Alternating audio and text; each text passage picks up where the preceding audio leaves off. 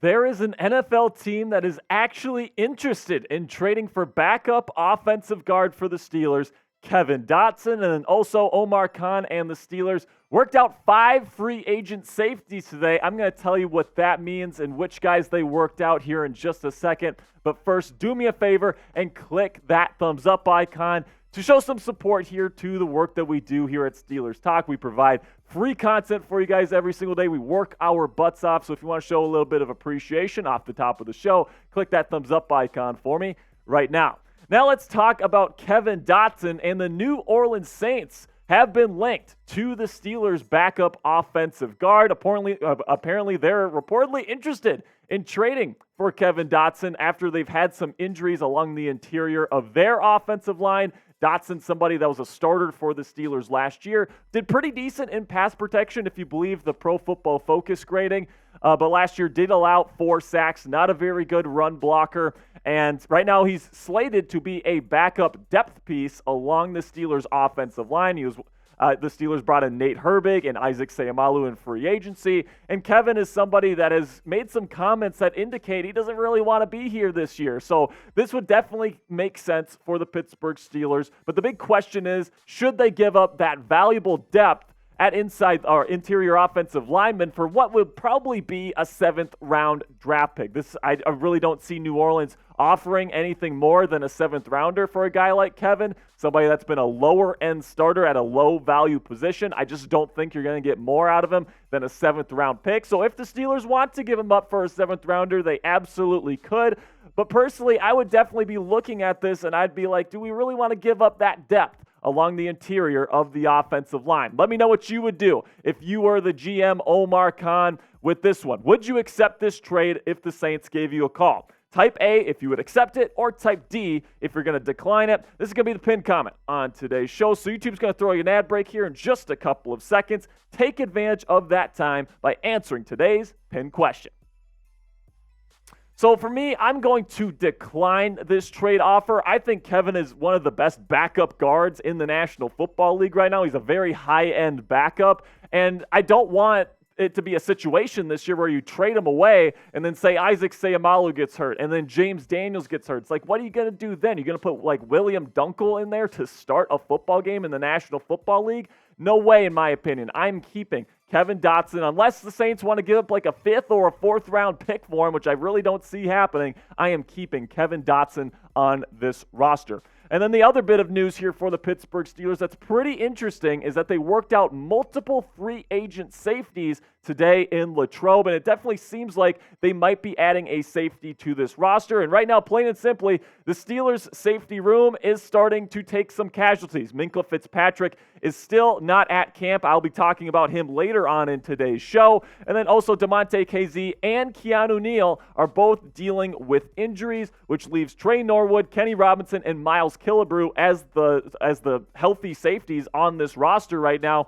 So the Steelers brought in 5 guys for workouts today, and it's assumed that they're going to sign one of these guys here in the coming days to help out the safety depth. You got Ben DeLuca, Jalen Elliott, Joshua Kalu, who started 5 games for the Tennessee Titans last year, John Reed, and Jace Whitaker. Those 5 guys were the ones that worked out. And for me, I'd say the favorite is probably Joshua Kalu right now. He did start in this league last year with the Tennessee Titans. He's not like a high-end starter or anything like that, but he's somebody you could probably trust on the field if, say, Keanu Neal and Damontae Kazee's injuries end up being pretty darn bad. And that begs the question here. I'm wondering how bad Keanu Neal's injury is. And I really hope it's not that bad. I mean, I'm looking at Neal's situation. It was an undisclosed injury from Wednesday's practice, actually, and it's definitely a big question mark. But the fact that they're bringing in 5 guys to take on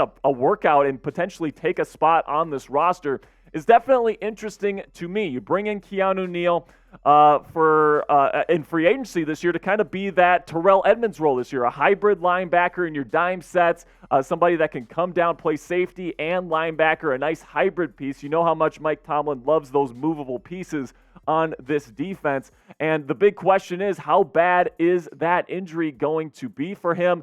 It seems like it could be pretty decently bad, because if they're thinking of adding another person to this roster, it's certainly looking like Keanu Neal could miss some time. Did not practice today either. Now, still to come on today's show, don't go anywhere, because we're going to be talking about Minkah Fitzpatrick, and I'm going to tell you whether you should be worried about him missing time in Steelers training camp. Also, Kenny Pickett has absolutely praised the Steelers offense. Going to tell you what he said about this team. And then ESPN's Dan Orlovsky absolutely disrespected the Pittsburgh Steelers this week. I'm going to tell you what he said and why I think that he's wrong. But first, I'm going to tell you about our friends at BetUS, and these guys are currently offering you guys a 125% deposit bonus when you go to chatsports.com/bet and use promo code Steelers125. Again, that's chatsports.com/bet.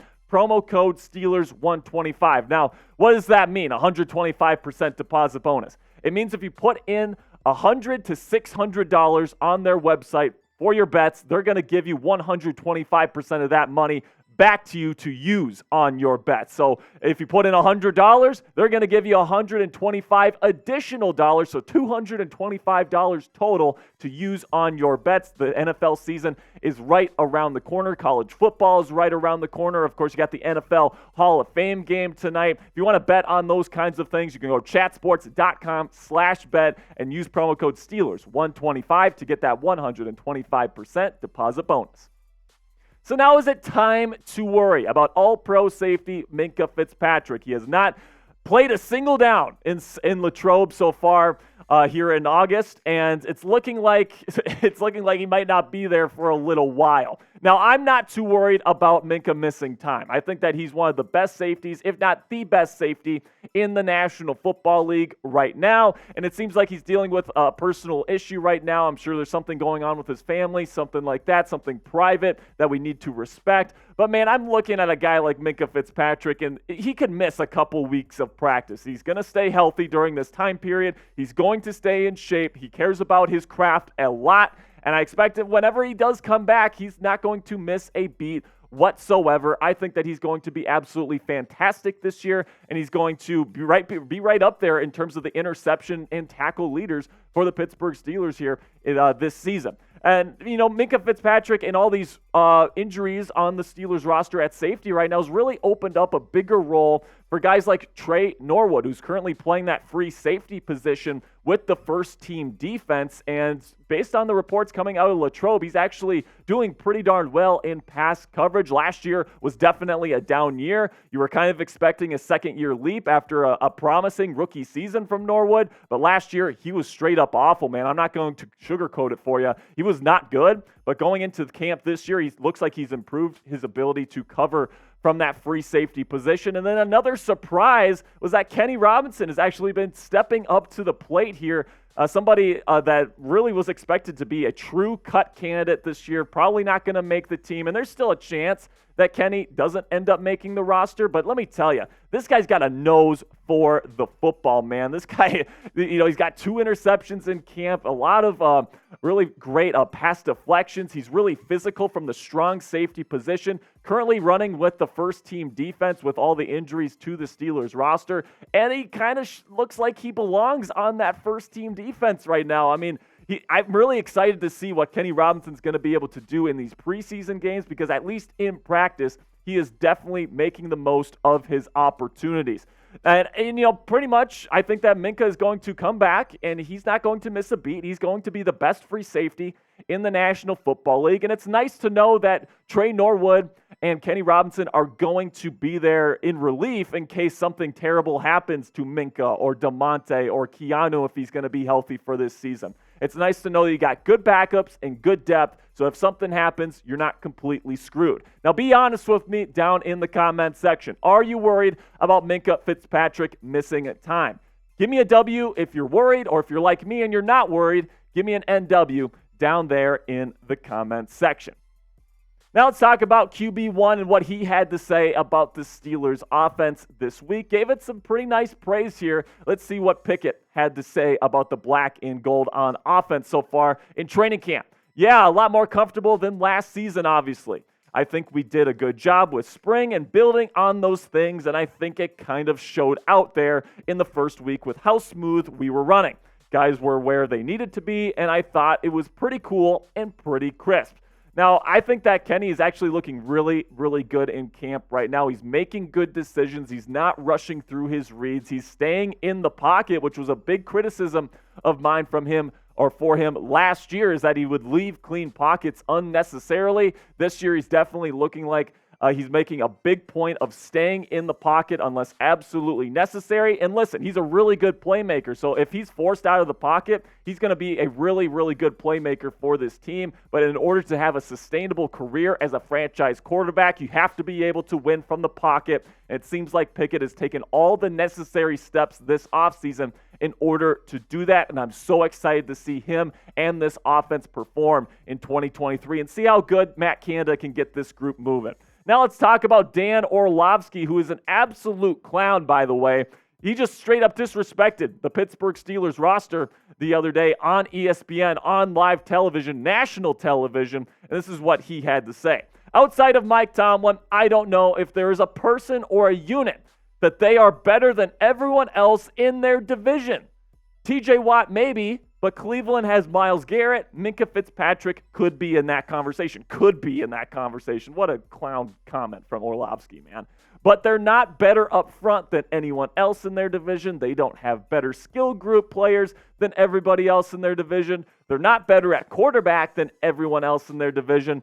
Defensively, Baltimore is just as good, if not better, than them. And let me tell you, man, this is just straight up nonsense from Dan Orlovsky. I mean, seriously, Minkah Fitzpatrick might be in the conversation as to the best safety in the AFC North, might be in this. I mean, seriously, in Baltimore on the same level or higher than the Pittsburgh Steelers, there is no way in hell that they are on the same level as the Pittsburgh Steelers. I mean, I'm having a hard time thinking of ways to describe this. This is so dumb. I mean, seriously, this is clearly the best defense in the AFC North up front, maybe even in the secondary as well. We got some dogs back there with JPJ, Patrick Peterson, of course, Minkah Fitzpatrick. I think that this is the best defensive unit, not only in the AFC North, but potentially in the NFL. You got Alex Highsmith, Cam Hayward, and TJ Watt attacking opposing quarterbacks. That's the best in the division, in my opinion, in terms of true pass rush. And I think that the Steelers are absolutely going to have the best defense in the AFC North this year. And I don't think that's a disputable point, but apparently with Dan Orlovsky, it is. Now let's talk about somebody that's a little bit smarter at ESPN, Louis Riddick, who had this to say about the Pittsburgh Steelers.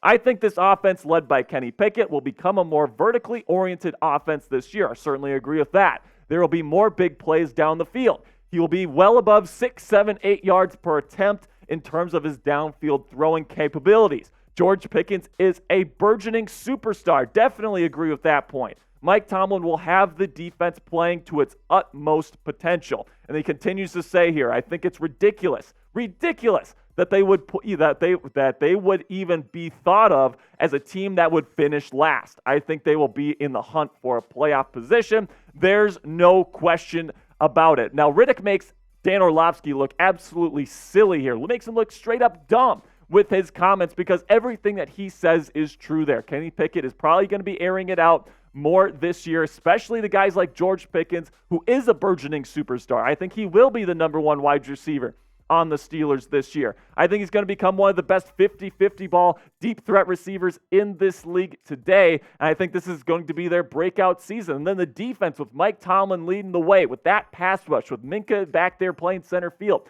This defense is going to be right back to that elite level that we expect them to be. And if anybody is saying otherwise, I mean, they're just a straight-up hater at this point. Now, let me know what you guys think about the black and gold heading into the 2023 season. Do you think they're being overrated, like Dan Orlovsky, or do you think they're being underrated and agree with Louis Riddick? Give me an O if you think that they're overrated, or give me a U if you think they're underrated. Now let's talk about money figures here with Kwon Alexander, the newly signed linebacker for the black and gold. It was announced today that he signed a one-year, $1.3175 million contract. So just wanted to let you guys know that before the end of today's show. And we're finally there. If you need some more Steelers content from me. If you want to see my takeaways, my 4 takeaways from today's practice on Thursday, you can go ahead and follow me on Twitter at Sperry_Yins.